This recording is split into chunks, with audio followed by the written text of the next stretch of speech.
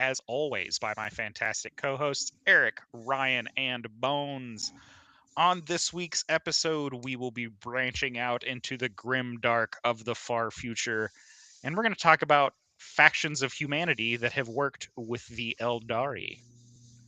I'm real excited about this one. For the uninitiated, that's just space elves. Some of you may know them by their older name, the Eldar. But we'll jump into all of that in a moment. Right now, we'll do our little roundtable news if anybody has something they would like to start with. I'm going to be honest. I was building our app all week. I didn't do any homework. You're fired. Montreal beat the Leafs, and then they beat Ottawa with their rookie goalie in Ottawa. He looked really good. I know most of you probably have no idea, but Jacob Fowler, solid. Stop making up names. Jacob Fowler's solid. He's a rookie goalie. He No, played at Boston things like University. Ottawa and Saskatchewan, those things aren't real. Those are just made up names.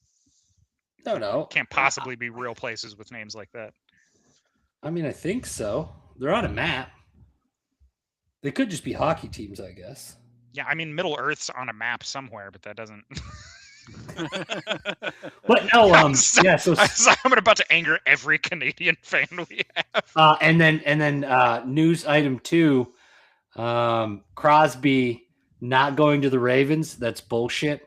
The Ravens knew he was injured when they did it.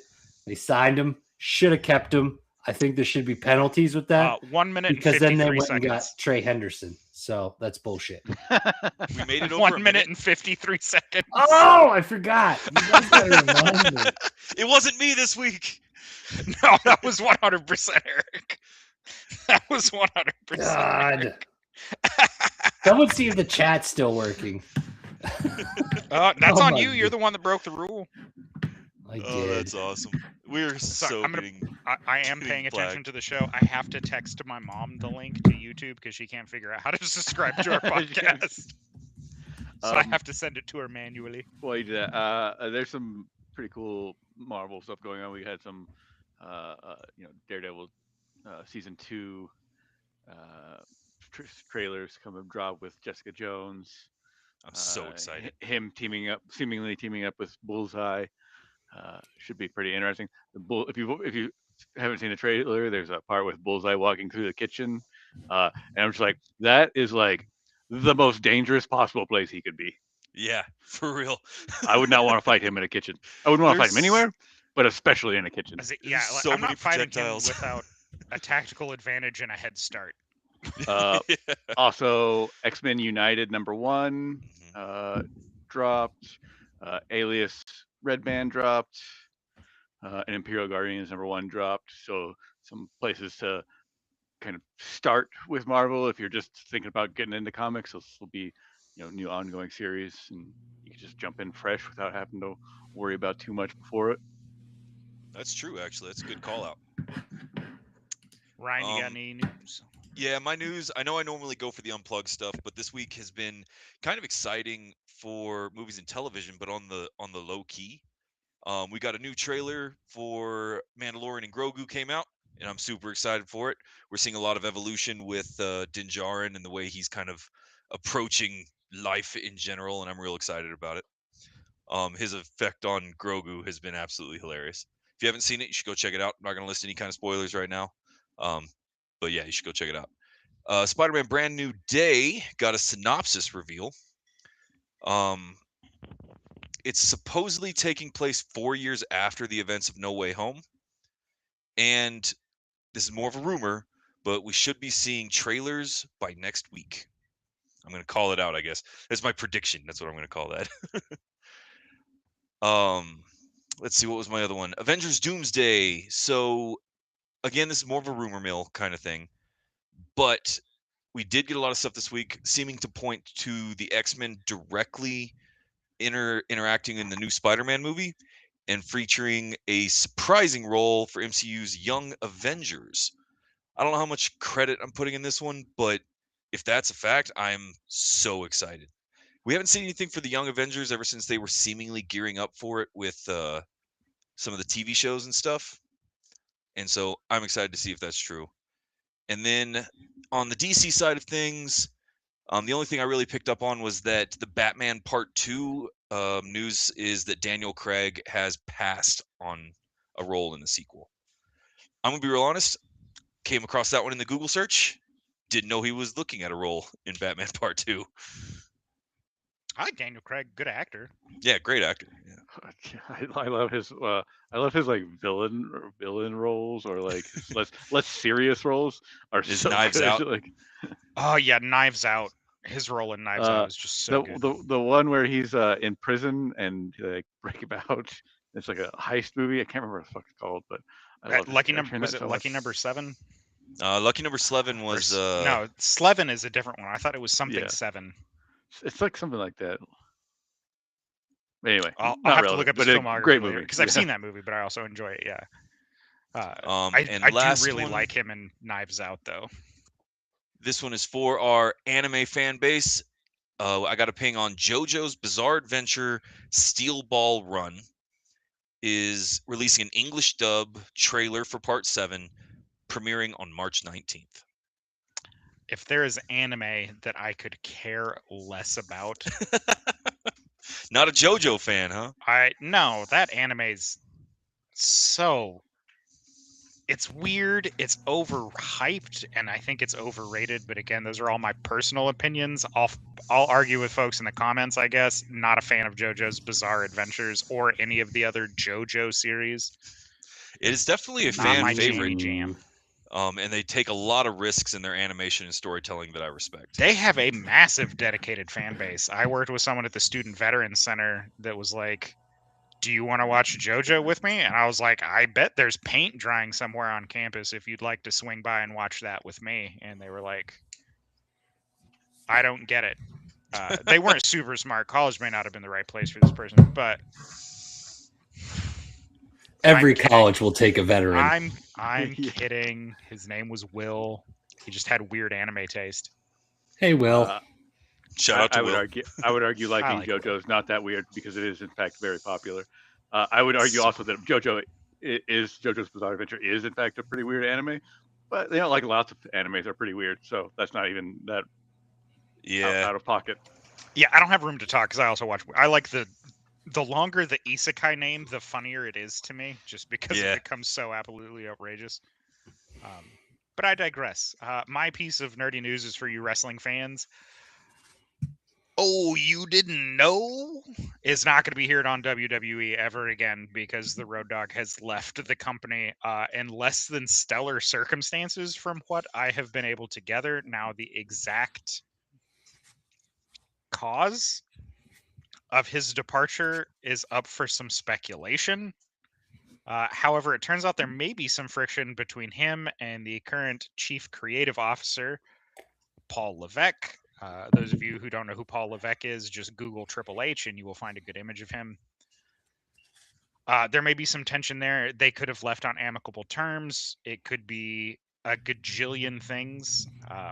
But yeah, Road Dogg's no longer going to be with the company. A lot of people have been joking that he's going to make his in-ring return. If you've seen a picture of Road Dogg recently, you're going to know that that's probably not going to be the case. He's not in great, not like talking about physical shape, but like health-wise, I don't think the man has it in him anymore to run gas around a ring. He's not going to do like Sting did and come back in his 50s and be just as good as he looked in like his 30s and early 40s. But which I guess Sting came back, it was close to 60, which is insane. Yeah, I can't imagine getting in the ring and doing that kind of stuff. I'm almost 40, and I'm like, no way, ain't happening. Sting took a ladder bump through a table in his 60s. I was like, that's nuts. Yeah. Like, that is so insane. And then hopped up like it was fine. I stubbed my toe too hard on the couch, and I'm out for at least 5 minutes. Yeah, I stand up too fast and I go back down. Like, my other piece of wrestling news is more of just a wish. Danhausen has made his debut in WWE, and I very, very desperately need Danhausen to have a segment with R-Truth where R-Truth calls him Sting because of the face paint situation. And I need Danhausen to call R-Truth Farouk, and then I'll die a happy man as far as ridiculous wrestling segments go. And if from there they decide to make a faction with R-Truth, Danhausen, Damian Priest, The Miz, and like I don't know, any random ridiculous person from the women's roster, like I don't know, Bring back Asuka, Sunny. Natty. No, Sunny's in jail for some very serious crimes. She's not coming back ever. Yeah, we're gonna leave that one alone. Yeah, she I think she very nearly killed somebody with a car. She's staying in jail. But I digress. That's just on my wrestling wish list. Is Danhausen and R-Truth interactions? I think will be absolutely fantastic. One thing I forgot to mention also in nerd news, this dropped. That is Magic the Gathering Ninja Turtles. For those of you that don't know. Oh yeah. Was it any good? You know, Do you like Ninja Turtles? Oh, Yeah, I love them. are you a Then Turtles yes, fan? it is. Like I don't. Yeah. It's fantastic, yeah. Mechanically, is it good? Who cares? Yeah, that's not why I'm buying these cards. You know what? I've put some long, hard thought into the extended universe stuff in Magic because fans are highly divided over it. And I think I'm coming down solidly on the more universes, more better approach. No, I hate it. I hate everything about it. I hate everything about Hasbro that they've done to Magic. But I'm still gonna buy it because I like it. Yeah. Well, and I say Like- that there are certain sets they could release that like I'm not gonna jump on. But Yeah. I'm excited for the Ninja Turtles. Yeah, a lot of people were really hyped for the Avatar like Last Airbender set, which I was fine. If you're a big fan of that IP, have fun, go to town. Like I said, I dumped a ton of money into the Final Fantasy. Final Fantasy, set. yeah. Bones and I are both guilty of that one. I was like, I'm not going to give any money to Hasbro, and they're like, Final Fantasy set, and I was like, after this Final Fantasy set, I'm not giving any money to Hasbro, and they're Here's like a couple Ninja Turtles, paychecks. and I'm like, after this Ninja Turtles set, like, I'm not Yeah, buying a bunch of Ninja Turtle stuff. I just bought the Commander deck, but that's probably it's also what my I'll end up favorite, doing. which is all 5 colors. So Oh yeah, I forget you're like a Manifold guy. Ugh. Hey man, Anyways, I don't diss guess. it. You just gotta like what you like. You know what I mean? Yeah. That's a fair statement. All right. Well, if that wraps up the news, I'm going to go ahead and step into our pretty standard Warhammer 40K disclaimer moment. We're going to be discussing some pretty contested lore tonight for our main segment. It's had a lot of insight into several of the instances, and it is very highly fan divisive. As with always when we're dealing with Warhammer 40K, everything is canon, nothing is canon, nothing is true. You've all been lied to by the Inquisition. Yeah, and one last thing before we get into it. And I know, Travis, you got a ping. I see you. I'm gonna have to be the one that does the Socrates shit every time we do 40K. With for the purpose of this discussion, what are we classifying as a human? If I understand it correctly, I'm basically covering the Imperium of Man. Yeah. Because we are going to be and certain Tau settlements. a little bit of chaos. But yeah, focusing very primarily on the Imperium of Man. Now, if you do have some lore or personal thoughts on anything we're talking about, don't keep it to yourself. Put it down in the comments below. Put it in the chat. We can discuss it live on the show. unless you disagree with us, then keep it to yourself. Just kidding. Especially if you disagree with us. No, I'm going to give you guys a brief moment to think about the question I'm about to pose. And which faction would you least like to be captured by in the 40K universe?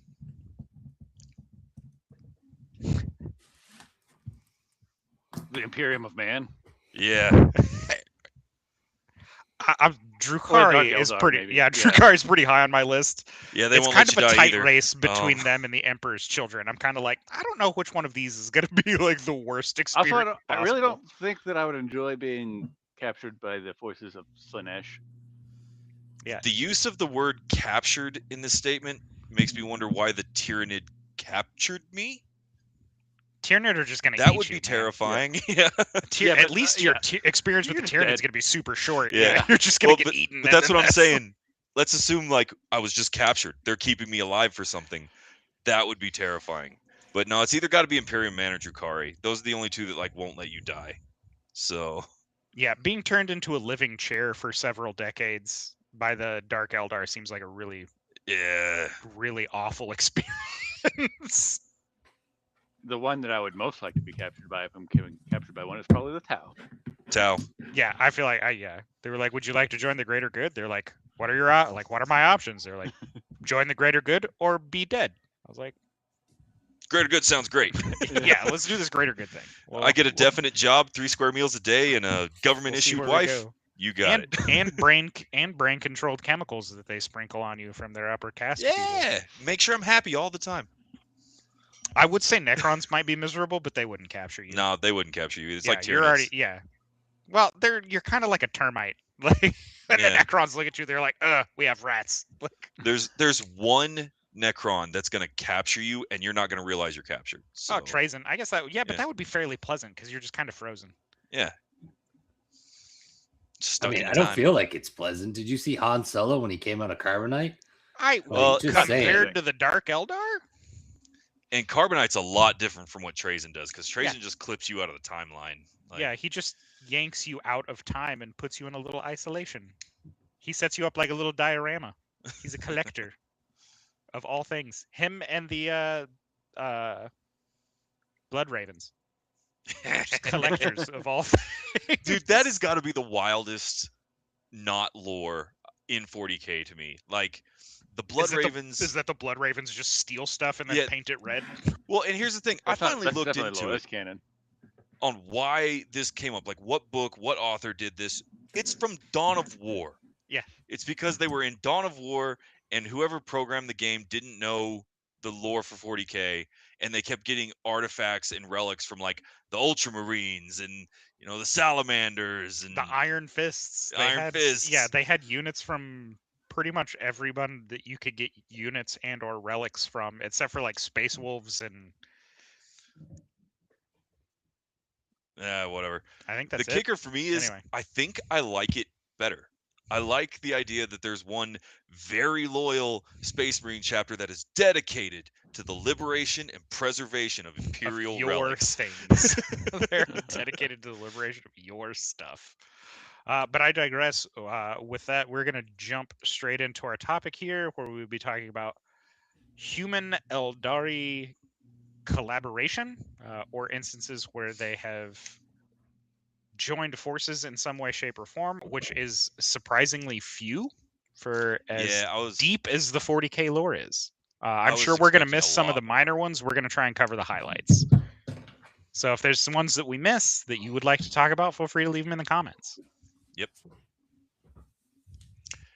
So who's got a favorite? Who wants to start? My thought. Okay, so I actually do. I do kind of want to start. I want to start with an Eldari who has multiple connections to the Imperium, and that is Firianweir Greensteel. She's a Corsair. Oh, okay. Yeah. Right. So she's both connected to Rogue Trader with Baronius, I think his name is. Jackal. Oh, the Jackal? Yeah. Jackal Baronius, who uses his relationship with her, an alliance with her, to kind of have a relationship with one of the craft worlds. He like actively trades with craft worlds and the Imperium, kind of back and forth. This is one of those like, yeah, we know what you're doing and we don't like it, but also we like it because we get good stuff, kind of situations. Just in case we have some new viewers here, obviously everybody's kind of fairly familiar with the Imperium of Man. We've talked about the Imperium of Man and the Space Marine chapters quite a lot. The Eldar, I think, are a little bit more nuanced because you just mentioned the Corsairs as one of the 4 what I consider major factions for the Eldari. And so Travis kind of nailed it. Eldari are space elves. They're separated into 4 kind of major groups. There's more than that, but 4 major groups with the Craftword Eldar, and these are the like highly regimented lifestyle paths, kind of more spiritual, psychic people. It's magic elves. You have the Drukhari, who are torturous, masochist, immortal elves. You have the Harlequin, which are theater kids with knives. And then you have the Corsairs, who reject all other paths and decided to go be pirates. You missed you missed one major faction, and then you missed something about the Harlequins. They Oh. also have a library card, and the Yeah. Exodites are the other faction, but they don't get involved in a whole lot because they essentially just turned into like hermits. Yeah, they ride dragons. They're cool. I guess we could also touch on the Yanari. They're very important. They're part of the actually they're going to come up here. Yeah. That's going to be a big Bones is talk. going to do that. I can tell. I But have you a could- lot to say about the Yanari too. If I'm not Yeah. mistaken, we also did an episode on them too. So if anybody Mhm. wance more Yeah. detail, We did you can Yeah. go back and Eldar check episode. the previous episode. The other besides the Rogue Trader, Green Steel also has a alliance with an Ordo Malleus Inquisitor, which is the Inquisitors that are specifically like anti-chaos, like demon hunters. Ryan's favorite Inquisitors. Hell yeah. And which is for like an Inquisitor to have an alliance with an alien is not, I would say, like not necessarily uncommon, but it's not very often like a very known thing. And even in this case, it's Titrona, who is the human side of this alliance, and it's like a very clandestine kind of thing. She's very puritanical in her Inquisition, but because she's Ordo, Malleus, so she's hunting demons, and if you can get somebody to help you kill demons, why not? Yeah, I will give it to the Eldar. They're very efficient at Yep. fighting forces of chaos. Well, when you have to keep your soul from being devoured by the one you accidentally made, like, you get pretty good at it. Yeah. Is it really that dire? I'm just kidding. It's super dire. You mentioned this, my favorite Inquisitor stuff. That goes back and forth a lot because it depends on who's writing them, kind of. But I will say that my favorite, I got to see if it's the same person. You said it was Green Steel you were talking about? She's the Eldari, the Corsair. She's a pirate princess. She's a Pirate princess? She's Okay, it's gotta the be a pirate different one then. princess. Yeah. The Yeah. pirate princess. I think, unless they broke apart again, because I'm pretty sure the last I remember in the lore, she had them pretty united. I believe so too, but it changes so much. I don't No know. kidding. Well, and they're pirates. It's not like loyalty's a big. Yeah. like I a mean, big their whole thing is contributing that- factor. They abandoned everyone else. Like, they took their ball, they went home, and they're going to do Eldar with blackjack and hookers. But again, speaking of pirates, quite a few rogue traders have pretty close relationships with a series of xenospecies. I mean, outside of the close relationship between the jackal and Green Steel. Green Seal. Brain fog, sorry. There's actually several rogue traders that deal with the Eldari just because, Oh, yeah. again, trade is always a thing that happens, and rogue traders are given kind of a free pass to do whatever as long as they don't just announce it. We should do an episode on rogue traders. That would be a fun dive. So much to cover. Rogue traders are dope. The Writ of Trade for 40K is one of my favorite, like, little sprinklings of lore that they put out. Big fan of how that's worked out. But yeah, that covers, rogue traders, the Jackal and his alliance. Yeah, I think, and rogue. Go ahead. I was gonna say rogue traders work with the Eldar pretty frequently. I know one bit of lore that got its kind of glaring moment in the spotlight a few years ago was the fact that a lot of the nationalists and the factionalism that we see in 40K, that rings true for entire populations, like whether you're part of the military or not. But there are exceptions to that, particularly when you start getting into the fringes of where the wars are being fought. They released a game called Blackstone Fortress a few years ago. And the lore behind that I thought was brilliant because your team was made up of humans and rogue traders and Kroot and Eldar and all manner of stuff because they were working together to basically run a world dungeon. And I thought it was cool. Speaking of Blackstone Fortress, is the topic that I looked into the most, and that is the Ooh. 12th Black Crusade, also Yeah. known as the Gothic War, where 4 of the 6 Blackstone fortresses that have ever been discovered were destroyed. Yeah, you beat me to it. I had the 12th pulled up myself. Yeah, that was the big driving force for, was that 8th edition? Mhm. That was towards Yeah. it was towards the end before the Great Rift, because the 13th Black Crusade was the one that got us to it the broke Era Cadia. Indomitus. Yep. Yeah, and the breaking of Cadia and the pylons. So yes, yeah, that was Directly before the 12th Black Crusade was the Arcs raid, which there was a warp storm that completely engulfed the Gothic sector, cut off ships from Battlefleet Gothic from the rest of the Imperium. Who was the commander? trapped Lord. a craft world. Yeah. A still unidentified craft world that is still somewhere in the Gothic sector. Yep. Lord Admiral Cornelius von Ravensburg. Ravensburg. He died. Indeed. Shocker. Along with People passed away in 40K. Who knew? Weird, right? There's no death in 40K. Don't worry about it. It's fine. Yeah, nobody's ever truly gone. Looking your way, Bobby G. We'll talk to you in a minute, Papa Smurf. Yeah, we're gonna cover Bobby G. Yeah, Yeah, so I was tempted to start there, but because it's a big one, but get some that was a smaller big ones out of the narrative way drive. first. It's a big narrative drive. Yeah. Well, I mean, I the refuse Rogue to say the Trader. 12th Black Crusade is small. All right. Rogue Trader's huge though, just because that's like the one people that can deal with the Xenos and no one else can. Like they're allowed to. Like they even have. That is not true. Ordo Xenos can deal with Yep. with Xenos. They sure It's can. It's just a very different type of relationship. Yeah, no, I mean, That- don't get me wrong. In the scheme of things, like the Rogue Traders and their dealings with Xenos factions is important for the in the sense of the lore and how things operate. But the event around the alliance that we'll, I mean, I guess we just go ahead and get into it. Yeah, we're get skirting into around it so much. I think this is currently the most important, definitely the most important human and Eldari alliance, that has occurred ever. Yeah, in history. You have to to think date. the last true alliance that ever happened between the Imperium of Man and the Eldar was pre Dark Age of Technology. Yeah.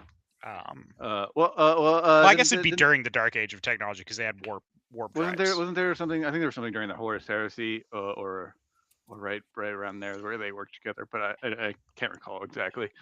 I skipped that because I wanted to do like our modern kind of what is going on now. Yeah. But like, and this is not like, certainly, like I said, it's the most important event as far as human Eldari alliance goes, and one of the most important canon events to a modern Warhammer 40K lore, right? And that's all around the resurrection of Robot Girly Man. You mean Raw Booty Gorilla Man? Yeah. Rowboat Gorilla Man. But no, legitimately. Tax comptroller. Yeah. And so this is, I mean, it's the event that leads up to his resurrection are all based around an alliance between humans and a faction of Eldari. And that's why I say it's like the most important event in modern canon, because the bringing back of him is huge. It's a huge deal. Right. It changed the entire game, the lore, the gameplay, everything. It was a complete upset of the entire game. For those of you playing Blood Ravens, you can take Bobby G as one of your HQ choices, as long as you paint him red before the game. Let's go ahead, since we're already here. Let's talk about the Ynnari, bring up to speed, and why they were important. Before we get to the Ynnari, it was like the human part of this faction kind of comes a little bit earlier, right? So that's true, because we do have the fall of Cadia, and the human faction that makes this alliance are the survivors of Cadia who fled to Clysis, the little ice moon. Yep. And you have a pretty mixed group already there, which is kind of crazy. You have Inquisitors, Black Templars, Sisters of Battle, Imperial Guardsmen, Space Wolves, Adeptus Mechanicus.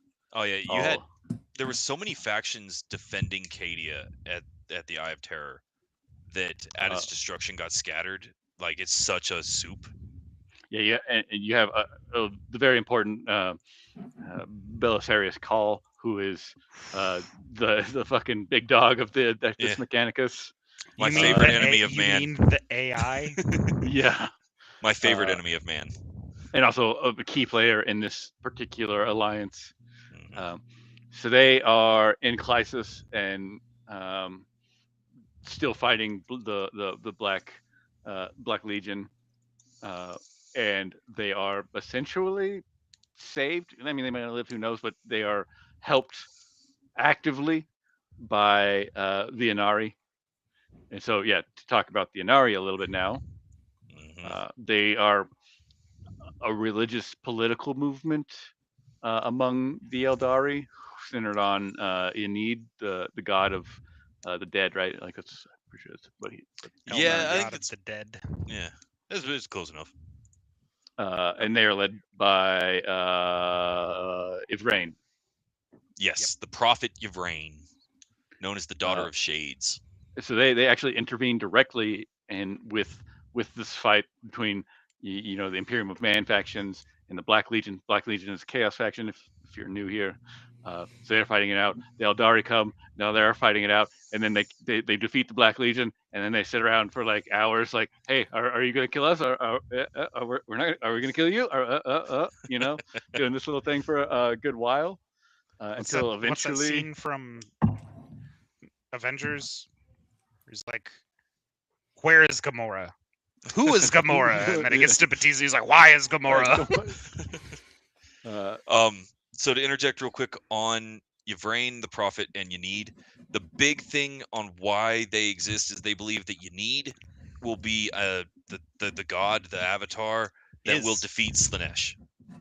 the god. That that yeah, will that's defeat the Slaanesh. whole shtick and caboodle. That's why they have people from the Drukhari and the Craft Worlds and the Harlequins and everybody and their dog signs up for the death cult of Yvraine. Except for the Exodites. I mean, they're Exodites. They ride dragons and don't care. So yeah, they eventually figure out that okay, we're chill. We're not gonna kill each other immediately, at least. And they use, because Clysis was previously an Eldari outpost. So they use the webway, which is how the Eldari travel through the bad Through part. space. Yeah, so that way they don't have Dude, to go into the. Every time we bring up 40K, The I warp. do that Socrates shit where it's like, okay, well, let's explain what the fucking webway is. Like, The webways are tunnels through space that let you travel extremely fast. and is Yeah. the whole reason that the Emperor is mad at everyone. He's not mad at everyone. He's mad specifically at one guy because he ruined the whole plan. Again, all of the Emperor's plans could have came to fruition with 2 emails. Like that man could have prevented Yep. all of this with 2 emails. That's a fact, actually. 2 He just emails talked and maybe a staff meeting. Maybe. I'd say honestly, a phone call, like, Yeah. honestly, it could have just been like a, "I'm proud of you, son." Yeah, that would have Yeah. saved all of them but Lorgar. Yeah. yeah, there's no Yeah. saving Lorgar. No. He was so gone. That is the but if it most was the other hated- 12 that is versus actually- the other 11 versus That's Lorgar, everything's still- fine. That's still probably the second most hated individual in 40K is Lorgar. It's because he won. He got exactly what he wanted. Most Yeah, hated we- is Erebus. I have yet to meet anyone who's like, I like Erebus. Like, no, you don't. The There's not a flesh single flesh person in the smith? person. Anyway, back to the webway. Yeah, so No, they use the Erebus webway. was Lorgar's father. Oh yeah. yeah, fuck him. You're right. Yes. They go from webway. They use the webway to get to McCrag. 34 McCrag minutes, is- by the way, Ryan. Oh shit. Hey, not bad though. Yeah. That was better than Eric. 1 minute and 50 seconds. I'm getting McCrag better, is I'm getting the homeworld of the Ultramarines, Mhm. which is the We Are Space Marines. Yeah. They used to be. Here's the thing about the Ultramarines. They've gone just like every other Space Marine chapter. They've undergone some significant changes. They used to be like the Roman guys. They were all phalanxes and big headdresses and all about tactics and loyalty. They still do. They still have their big Now they're just kind of Space Marine, the chapter. Yeah. Just because they're the face of Space Marines at this point. Yeah. And yeah, Macragge is the homeworld of the Ultramarines, the capital of Ultramar. So yeah, they get there. They've established an alliance that is more real than I think any of the other alliances between humans and Eldari has been at this point. Um, I can't remember who they end up fighting on Macragge. Who's the bad guy that's attacking the It's Chaos still, I think. I think it's Chaos. Mortarion. It was the Plague that's War, right. right? Yeah. It's Mortarion and his Death Guard. So they once they're there, it's actually kind of interesting because this alliance then becomes way more interesting, right? We already had, first of all, Black Templars involved, which is already weird. The fact that any Black Templar allowed any Eldar to do anything is other than die insanely shocking. Yeah. But then you get here to Macragge and this alliance that they've already kind of formed with these factions that we've talked about, joins with the Blueberries, the Smurfs. Marines, including Marneus Calgar, who's the leader. Also in this is the Master Boldus of the Grey Knights. Also joined, not a group that typically is like, hey, we're friends with aliens. No. So I do want anything I to want to defeat breach Chaos, though. I think the Grey Knights are going to be on board with. That's true. Now, obviously, we've covered the Imperium Man pretty heavily, guys. Their doctrine, their religious dogma, and the zealotry that is actually the thing that protects them from chaos. The more self-loathing they are, the more zealotry they have for their religion, the harder it is for chaos to interact with them. When the 13th Black Crusade and everybody went to Kylus, how do you say that moon? Klysis. When they were leading everyone through the Webway portal to get them to safety, it wasn't just like a ragtag group of survivors and a couple of Inquisitors that decided to look the other way. This was under the guidance of Saint Celestine. Yeah. Who is like an avatar, kind of the Sisters of Battle. She's like supposed to be the will of the Emperor, kind of. Yeah. And so, which also though, like let's be real, like the Emperor definitely doesn't really care about being friends with aliens. Yeah. If it's beneficial, he'll do it if he can, exploit it. Yeah. But yeah, this is already not like a like I said, like a ragtag group of people. Yeah, we got some really heavy hitters. There was a chapter master there as well, because Logan Grimnar was also part of this group that was saved off of Cadia. I think he stayed on Klaxis, though. I don't think he went all the way to Macragge. I think he also, he didn't go to Macragge. But then, they get to Macragge, and they literally have the chapter master of the Ultramarines. They have the Grand Master of the Grey Knights, Saint Celestine still. The only reason Marneus Calgar acquiesced to Eldar touching Macragge, though, was because his chief librarian, who was his close friend and advisor, was like, I've received a vision. Yeah, but he still did. He still did. Marneus is a practical person, though. Mm-hmm. I mean, a lot of the Ultramarines are very kind of like practical. That's kind of their thing, too, right? They're like, just practical. Brian, people. What was that librarian's name for the Ultramarines? I forget. I will look that up presently. However, I did pull up a list of key characters present on Klysis during the final moments. This includes Saint Celestine, again, the living saint and will of the Emperor. Belisarius Cawl, him being there doesn't surprise me. He would absolutely do that. Inquisitor Lord Katarina Greyfax. Yep. Oh, yeah. Marshal Marius Amalric, the leader of the Black Templars' Cruxus Crusade. Yvraine, the Vicearch, and Cylindri Veilwalker? I don't know that one. A Harlequin Shadowseer. And Vero Tigris is the Vero Tigurius. Yeah. However, I'm going to bring this up just because I don't get to talk about my Cadians very often. The one key figure that I can confirm was not there is Ussachar Creed. And I'm always going to be sad about that.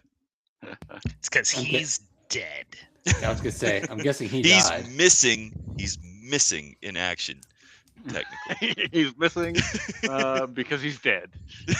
Well, because the planet he was on got fucking destroyed. So He also straight up said that he would not leave Cadia, yeah, like no, which is fair. Honestly, if we're gonna talk about the creeds that we miss, I miss the one that was fighting. Apollo. Oh, Oh, good Apollo reference. 2. Good reference. That was so good. I actually didn't see that one coming, and I should have. Eric got me with the sucker yeah. punch. Like, Is Castellan Creed the one that was fighting oh, Ursula was Oh, fighting Gaz Ooh, that had a laser eye because the orcs thought he could shoot lasers out of his eyes. oh, he was a and his- commissar. Ulrich. No, it was Von Commissar something. Lichtenstein. It was Commissar Creed. Name that movie. I didn't hear the reference there. Ulrich von Lichtenstein. Wasn't Ulrich. that- The Knight's Tale. Yeah. Yeah, I fucking love that Sebastian movie. Yerrick. Commissar Yes, Sebastian Yerrick. Sebastian Yerrick. That's right. Never mind. That was The my ones bad. the orcs superpowered. On I accident. love him. Gaz being mad at Angron is forever going to be my favorite thing in 40k lore. He's like, "How dare you kill my Absolutely. fighting friend?" No, that's actually so. It's like the Blood Ravens steal everything, right? The fact that Angron, the demon Primarch, had to go toe to toe with the biggest, baddest orc of all time because he broke his favorite toy, is my favorite thing ever. My favorite thing is that he won. Gaz Yeah. Ul Thraka beat a demon Primarch. We got Whooped wholesale ass. We got to talk about the topic. Yeah, Was yeah. true. it's- before I get it's There's back- so much relevant. in 40k though. It's not. None of that was relevant, but okay. No. It wasn't. No, It was it fun wasn't. though. It was fun. But yeah, so we're back in McCrag. The Chaos are attacking around the Shrine of Gilliman. I don't know if they were like attacking specifically to Yeah, destroy it. that's I a can't little- remember. They made it all Yeah. the way into the temple of whatever they call it. Temple Yeah. of tax forms. I don't know. Yeah, that's probably what it's called. Yeah, Uh, the bureaucratic pile of paperwork. Yeah. But our not so ragtag team of everybody important in the entire fucking universe. Yeah, I was gonna Gets say to- every pipe hitter that goes against Chaos is already on McCrag. Yeah, that gets to the Shrine of Gilliman, and that is where we have the outcome, which is, Belisarius' call, which is why he is such an important part because he's like, oh, I can bring, RG back to life, like physically, I can make him living again. But they had to, of course, they had to team up with this person that they just teamed up with randomly before. Need And use the Eldari mysticism and the connection to the god of the dead to bring him back like fully. needed the Eldari's psychic powers to bring old Robo Girly Man back from the dead. He also had to stay in his power armor nonstop for Yeah, several decades before he could finally take it off. The armor Yeah. of fate. that's actually one of my favorite details. I don't get to say a lot of good things about the Ultramarines. But by the way, quick interjection, it was called the Shrine of Noble Council. And so the Shrine of Paperwork's accurate. Pretty close. But no, yeah, he didn't come back just all rise in golden light to save the day, ride forth. He was messed up. Yeah. However, a chaos incursion into the most holy shrine on McCrag did upset, Mhm. and I have to begrudgingly give recognition to a Smurf, and Marneus Calgar was bodying folks for free in that novel. He was Oh, yeah. using those gauntlets with the twin-linked storm bolters underneath them to just wreck shop. He's still not as cool as Titus. Gonna He's interject way real cooler quick. than Titus. Yeah, he was Marneus Calgar would body Titus in a heartbeat. For those of you interested, go ahead and check out The Gathering Storm, Rise of the Primarch. That's the primary source of information we're dealing with right now. There's also a sweet comic about Marneus Calgar. Highly recommend it. It was very enjoyable. So that's like I said. That I think this is not only is it an important event for talking about human and Eldari alliances, because it's actually continuing. This alliance between specifically kind of the Ultramarines and the Eldar are more or less still intact, because there's another one that comes a little bit later with Marneus Calgar allying with a Farseer from a Craft world to Yvraine. fight off once again the Black Legion, because Yep. who else Dude, is the bad everybody guy hates the these Black days? Legion. Yeah, everybody hates the Black Legion. I mean, Abaddon's a great villain. I think he he's is. fantastic. I love the despoiler. So yeah, not only is that important in that context, but like I said, we got back old Robo Girly Man, and the Tax Man has returned. Yep. Which is hugely impactful. Again, like I said earlier, not just to the lore, which it is, but also to the mechanics of the game itself. Yeah, He's the no core Vulcan. mechanics of the game. Here's the kicker, and when he came into the game, the fact that he had a model, the fact he did exist, completely changed everything. We saw the tournament scene get turned on its head. Lists started going really wild by adding in Imperial soup to everything. And something to remember is that as badass as Guilliman is, he was not considered like the warrior son. Dude is a bureaucrat, legitimately. I don't And know. so They call him the Avenging Son for a reason. to a certain extent, and he's definitely coming back with a vengeance now. But I actually agree with Eric for once in one of our episodes. He's no Vulcan, and he's definitely no lion.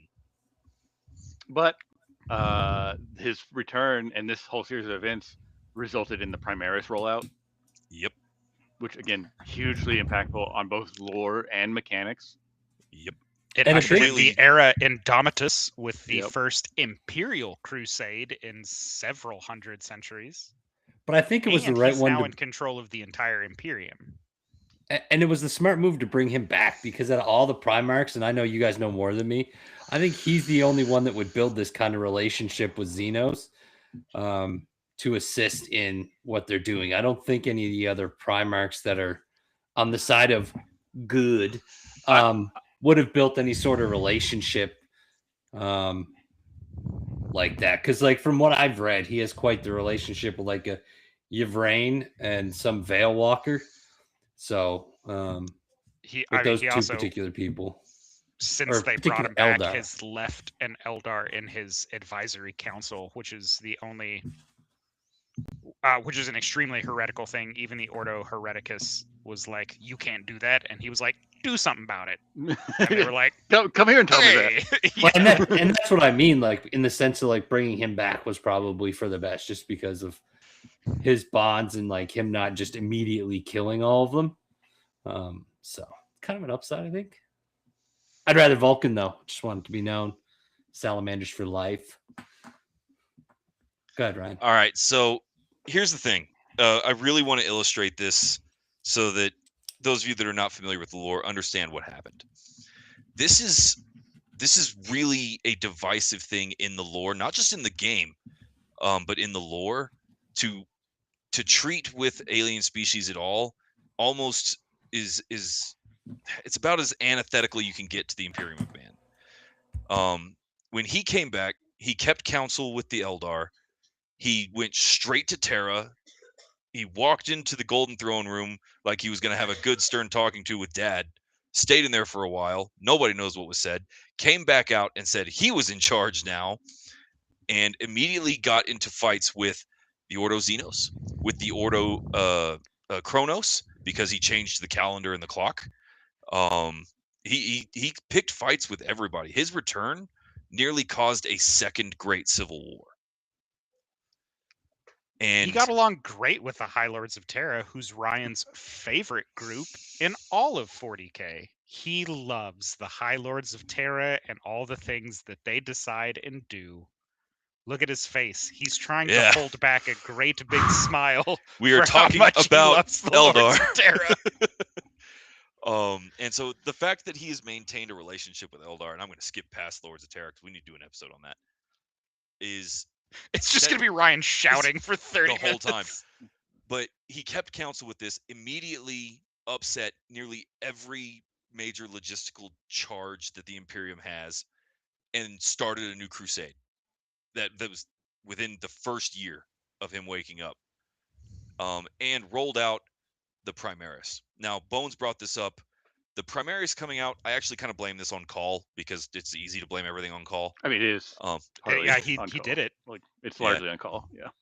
So I think Belisarius Cawl is one of the only individuals in the Imperium that is arrogant enough and narcissistic enough to think that he can improve the Emperor's design, because that's what he did. Apparently, he had these gray shields for 10,000 years on Mars, and they're perfectly legal according to the... No, dude made new Space Marines. And, Made better Space Marines. and they're better at everything. I was really expecting the interaction with Yvraine and the Cult of Death to have been a major influence on the Primaris, and have them be one of those where it's a very bright candle, but it burns half as long kind of thing. They got a lifespan of like 25 years. But no, we've seen They're it now just for... better. They're just better. Just They're better. bigger, they're stronger, they're better. One of his things has fallen through. Actually, not one. Two of his things have fallen through with the claims that he first made about his new Primaris Marines. First was uncorruptible. That turned out to not be true. And one, he said they no longer experienced the effects of any of the curses that plague some of the other legions. He was like, they won't succumb to the Red Thirst or the Black Rage or the Wolfen. And then all of those things have already happened. He was like, damn it, I was so close. We do have a question coming in from Michael8775. Asking, so if Biggie, I'm assuming he's talking about the Emperor, just saltpetered his peeps, how does Bobby G getting resurrected sideline that? Do y'all have any thoughts? I mean, saltpeter, Marines are never going to be able to like recreate, if that's what he's talking about with saltpetered. Not 100% sure what that reference is on. I mean, otherwise, Bobby G's in control now. He's the one steering yeah. the ship. I think this gives the Emperor a chance now, instead of being the glue that holds everything together, to become a warp entity of some kind. We have to remember that the Immaterium was not always just the realm of chaos. There used to be like impartial and semi-benevolent beings that resided inside the warp until the Chaos Gods gained all of their power. So there's a chance that we could be getting a new warp entity that is favorable to mankind, or is just outrageously anti-chaos that can exist in the Immaterium. Or he may die and come back because he's a perpetual. Maybe he'll pop back in with Vulcan whenever Vulcan decides to stop being lazy wherever he is. Yeah, He's not being lazy. He's taking his time. He's a perpetual. He could have came back by now. He did. lazy. He's waiting for the optimum moment to come out. He's a diva. Yeah, he's a I was diva. gonna say, because the crash of mankind was just like, Yeah. it's not quite bad enough for me to look this good. Eric, I See? do appreciate your enthusiasm for this, but what you are vehemently defending is that Vulcan, the head of the only Space Marine chapter that has positive relationship with anyone other than their own chapter, is choosing to let millions of people die. No, quadrillions of people. So that he can come in Darth Vader style. This Hey, is remember that really the time? stance Like a you wanna wrecking take. ball. That's what Remember he's that time like, that a they killed all wrecking those ball. kids? Yeah. Yeah, remember the that salamanders time Vulcan killing all those kids? killed Xenos children? Remember that Uh, time Vulcan exterminatus a planet because they Yeah. were disrespectful to him?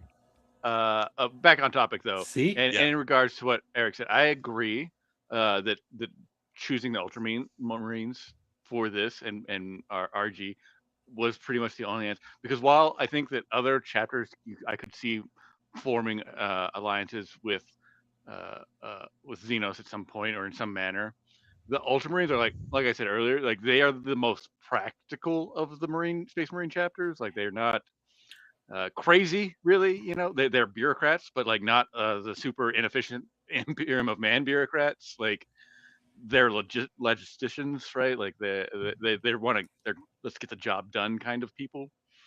And so they are the most, I think, likely, like you said, they're the most likely to be believable that they would form an ongoing alliance to something to fight a bigger enemy.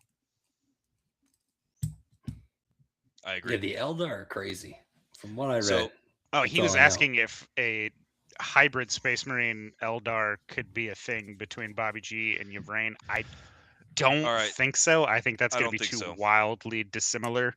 I No. have not seen anything in the lore of there being ever an Eldar human hybrid in the past, so you never know with where the lore is going. They're trying to make the Imperium of Man look slightly better, or just that the forces of chaos are driving all of these parties into an alliance for survival, which I think is the more likely storyline. So as far as seeing a Bobby G Yvrain hybrid, I don't think that's going to be in the cards. But you never know. Fabius Bile could cook one up. He does weird stuff. Well, and I think that 40K does a pretty good job most of the time in sticking to the biological imperative, right? You cannot have two species crossbreed that don't have a common ancestor. And there's no common ancestry between the Eldari and humanity. In fact, humanity was synthetically created and put on Earth after the Eldar were almost wiped out. And so it is very unlikely that they would write that into the story. Yeah, I agree. I think that it's very unlikely that they ever go that route. But also, I mean, I've been wrong before about what I thought they were that's true. So I will say there has been a Space Marine Eldar alliance in the past with maybe a Loyalist chapter. Yes, I wanted to bring this one up. I've been holding on to it. The Alpha Legion is known to associate, take advice, and side with the Eldar Cabal. Yep. And who knows what side they're on? Who knows who knows what Alpha Legion is doing? And at this point, my new fan theory is that every Space Marine is just Alpha Legion, and they don't know what the rest of Alpha Legion is doing, so they're just trying to pretend as best they can. But everybody's been replaced with Alpha Legion at this point. Even Bobby G. He's going to wake up and just be like, ah, shit, I'm Alfarius. See, I actually, when we do our episode on 40K, like conspiracy theories, my big one is for Alfarius and Omegon. But Alfarius has been working with Xenos and specifically with Eldar since the Heresy. When he met with the Cabal on 42. He met with them before the Heresy. So 42 Hydra Tertius, he met with the Cabal's inner circle, one of which was Slauda, an Eldari autarch who was one of the most militant and high-ranking members of the inner circle. They also had a Slod in there too. There's a Slod they sure in did. there. Potentially an old one, but we don't know for sure. I also have one more very important specific human Eldar alliance, and that's Ravenor. Oh, the Inquisitor. Yeah. Well, the Inquisitor's apprentice. Yeah. Well, yeah. I mean, he was Ordo Xenos, but which is crazy, right? Because again, the people Super who kill crazy. aliens. Yeah, but he was the protege of Gregor Eisenhorn, and he is a very powerful psyker. Extremely powerful psyker. We don't know exactly, like in canon, there's not like a explicit like this is what he did, but it is known that he had a clandestine alliance that lasted a significant amount of time with Eldari, like intentionally and a mutually beneficial alliance. Yeah, and then there was also wasn't Eisenhorn allowed inside the Black Library? Unless he was I'm indeed missing something. Yeah, so that is again also an Eldar alliance because they don't just let anybody into the Black Library or out. Or out. That's fair. Yeah, I was gonna say sometimes you can get in. Yeah, there's only been a handful of individuals that have managed to force their way in, and it's always been through deals. Nobody's ever broken in through military. I mean, if you're in through a deal, that's not really forcing your way in. Yeah. That's negotiation tactics, because the Black Library has been attacked in the past, and we still don't know what has happened to anyone that has attacked the Black Library. It's just like they were unsuccessful. It's like, oh, what did they do after their failure? And they were like, hey, they're not in the lore anymore. I'm like, that's weird. They just went away. But yeah, Black Library has such good lore around it. That's something for the fans to do. Look up Black Library stuff. It's super interesting.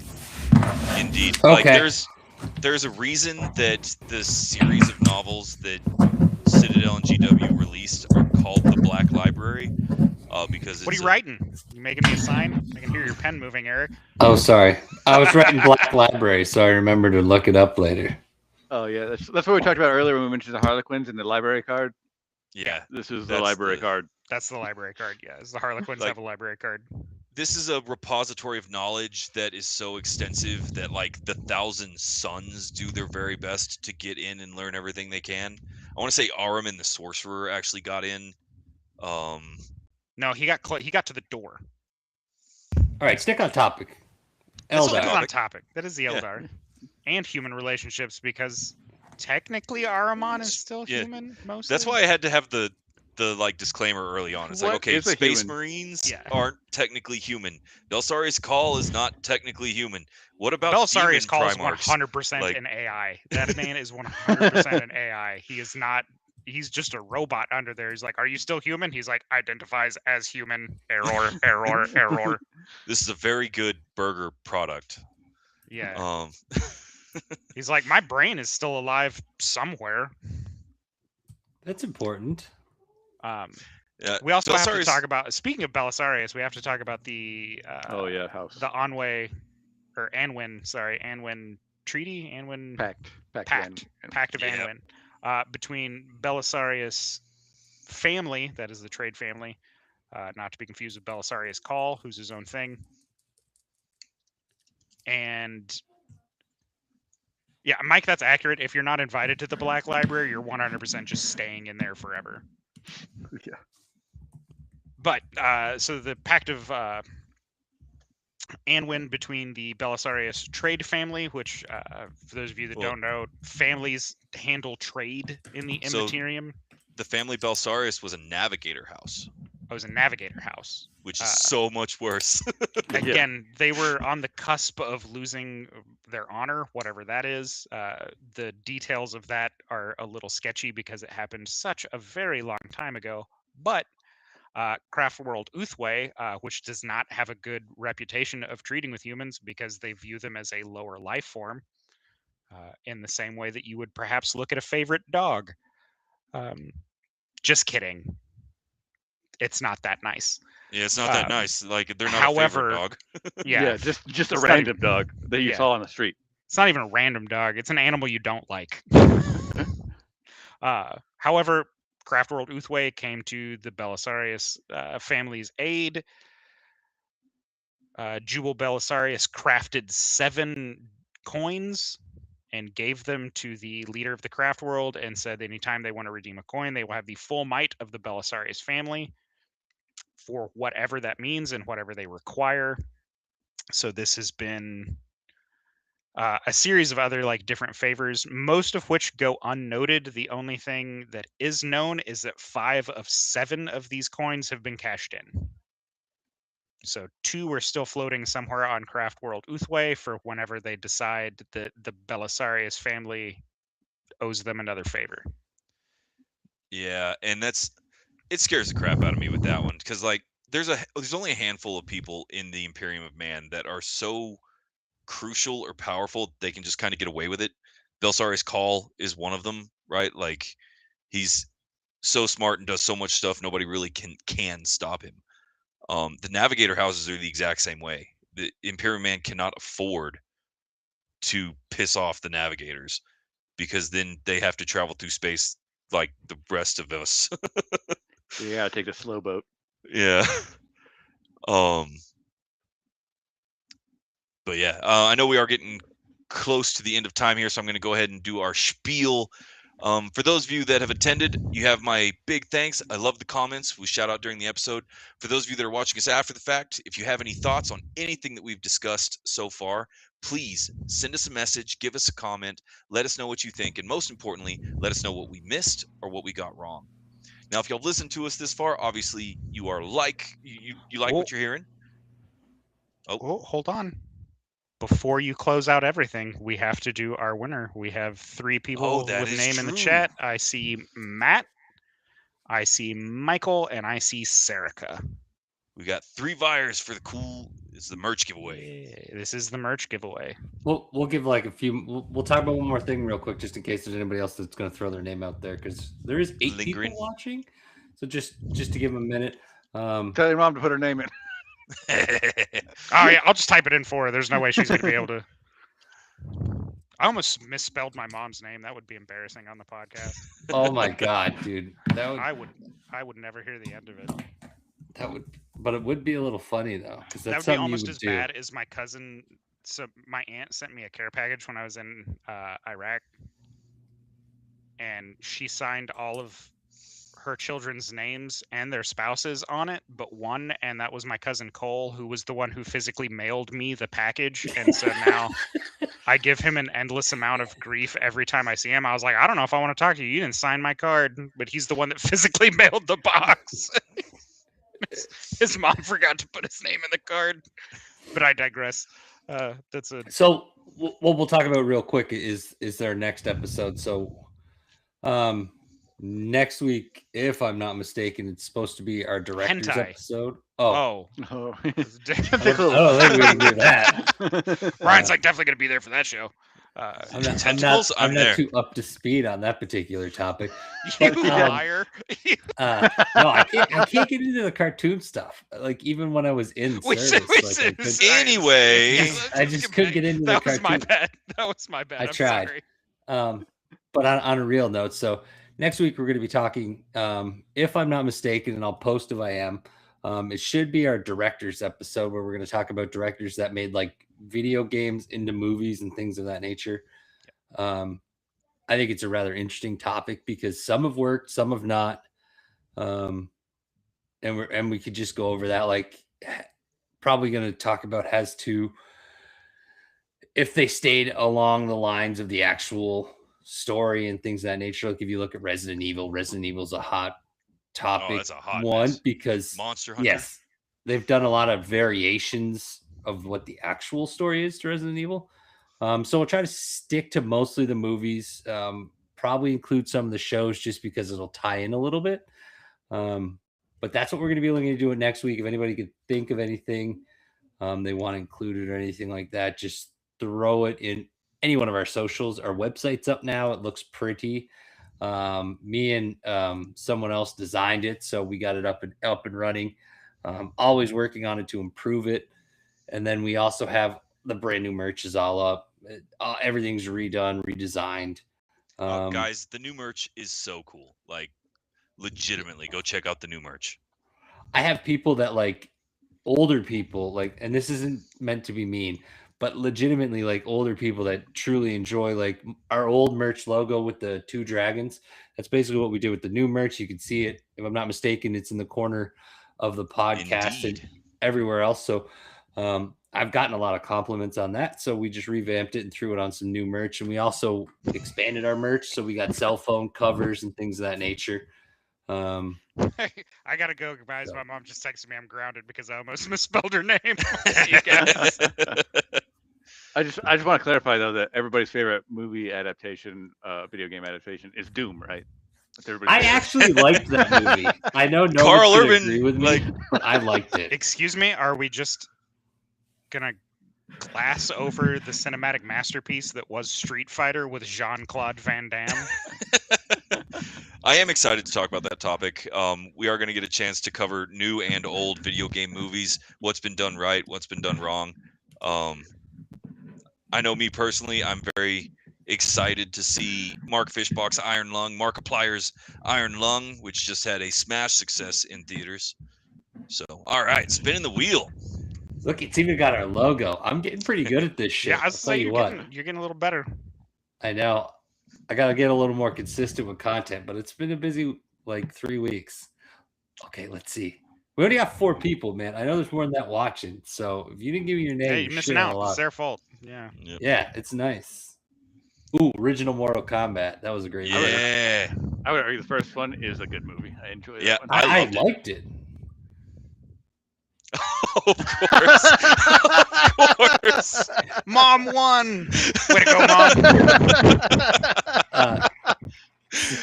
Congratulations, Mom, on This is gonna be a everybody- everybody Nerdverse merch, and that actually was also kind of embarrassing that we had to wait for a free giveaway before I got my mom a T-shirt. But yeah, so what I'll do is I'll make a link like I used to do, and you just use the link to purchase your shirt. I will. This may come as a shock to you. I'm gonna have to do all of that for her. Yeah, no, I figured. So I'll send you the link. You could just have her go to the website and pick out a color. I will also have to navigate to the website. But Boys calling her on her phone, showing her the Yeah, website. These are the that's- colors that are available. No, we're to the point you- where we can at least do screen share. So Okay. she's gonna tear into you after this episode. I'm already grounded. Like I already told you guys, like I have to go as soon as the show's over. oh, another good movie. Yes, I always forget about that one. The Super Mario Brothers movie. Oh, So, yeah, so- Also yeah. a cinematic. You can't be mad at anything that's got John Leguizamo in it. Though. Honestly, you're Agreed. correct. Agreed. Yeah. So I think everything went well. Again, go to the website. The website's got everything you need. You don't got to go anywhere else. CrossingTheNervous.com. Everything is there. No Um, way. Oh, and then- goodness. It even has little. We wrote bios. I'm just waiting for yours, Ryan. But there's bios on there now, so Ryan- you know Ryan something sent about you us. His, you're just being Did he? lazy. Oh, Yeah. sorry. Yeah, I If you am. could- So this there would we be go. way easier if you could read. I'm working on it. It's All right, guys. it's a stepping progress here. Audio reads to me. Officially going to step in with our normal end of episode spiel. If you've lasted this long, you definitely like what you hear and listening to four dudes give you their opinions on nerdy stuff. We do this every single week. We really appreciate all of our viewers, and if you did like what you heard, giving us all that fun algorithm adjustment stuff like likes, comments, and sharing with your friends really helps us kind of keep the lights on around here and lets us do what we do and make sweet new merch. And so, yeah, give us a like, give us a comment, and if you're not following us, you should be, because we know the way. And the Ravens are cheaters. I just want to throw that out there one last time on our way So, out. We're just gonna Baltimore piss everybody Ravens. off. Oh, it's like the NFL team. Cheaters. Eh, Yeah, uh, just throwing that who out there. cares about the Cheaters. Ravens? But I digress. With that, we're going to bring this episode to a close. We are crossing the Nerdverse, and we'll catch you next time. Thanks for joining us. See you guys. Goodbyes.